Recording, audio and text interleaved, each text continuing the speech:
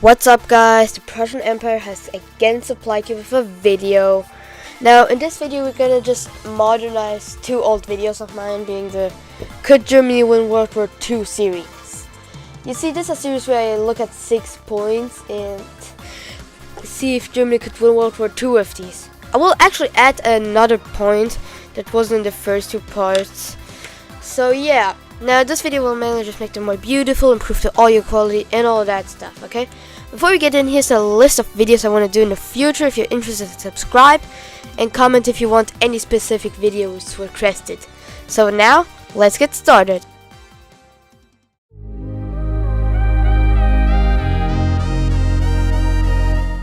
A successful Barbarossa, what a classic. So how does this happen? I have genuine no idea, because especially when Lend-Lease started happening, it was just a drag, yeah? But still, tens of millions still died because the Germans just couldn't kick it into the bucket. So how do we make it happen? I mean, at this point, just have them win. Is this a bad answer? Absolutely, but what do you want me to say? They were outnumbered by a massive number, and also the Soviets still had winter, and they also still had, functioning technology, and the Germans' progress slowed down, meaning that around mid 1943 is the time where they would win. Now the borders would actually be quite simple, just along the AA line, everything they get. And the rest is just Siberian Russian land. Land that has 50,000 people? I don't know. What now? Pretty simple. Their control over it collapses. I can see it holding for a year. But you have to remember that there is a western side of this war. Yes, at this point, not only would control over Africa be completely lost, control over the Balkan also probably, since keeping these territories that had around 90 million people in control, really not that easy. After eventually losing the Soviet territories and the Soviet Union fighting back, this is a war of survival. A scenario that, as I will tell you in the future of this video, you will not survive. Because not only is Germany outnumbered, they also have lacking oil resources and wavering control over Libya and the Balkans. Meaning that eventually Germany will just lose anyway. I'm ready to move on. As 1 in a million this scenario is, America doesn't attack Germany. It still won't help them, because they will just knock out Japan and, put Lend-Lease on steroids. Because we can completely omit them from the war. And even if war of survival, haven't we talked about this? So again, this doesn't really help much. They will not take over Britain, they will not take over the Soviets, and Germany will still collapse.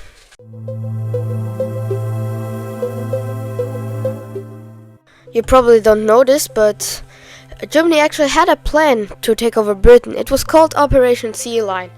Luckily it wasn't put out, it wasn't done, because Germany realized committing to that would be like shooting yourselves in the foot. You wanna know why? Because Britain's a fortress, yeah? Arguably the best navy in the world. By 1940, after the Dunkirk disaster, 300,000 soldiers, more than double what Germany wanted to send in.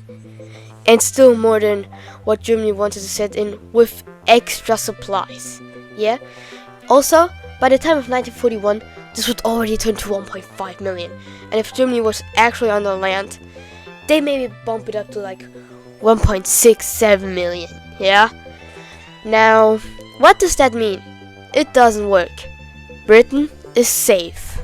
And even if it was a success, there wasn't really much that they could take. That couldn't be lost from the British, as they have a great navy. So, yeah, maybe the Germans saved themselves on this one. I can't say the same for Barbarossa though.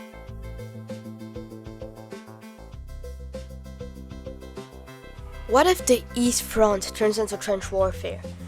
So, the thought process is probably that Germany slowly but steadily takes over the USSR.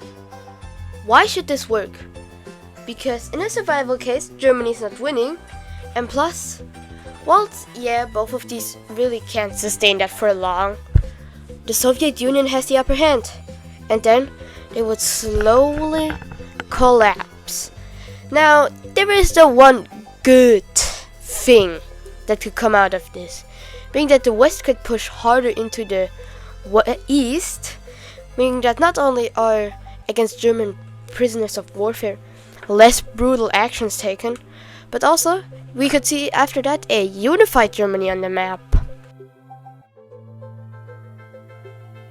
Germany building a nuke will really not do that much sense. First of all, that would be extremely late in the war, where they've pretty much lost all their most important territories except Germany and like something in the north.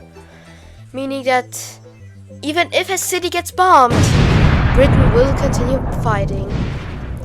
And plus, America made so much more bombs than Germany in that time frame. Meaning that what America just had to do was bomb a German city and they would completely crumble. So this will not make it better. Just like our next scenario.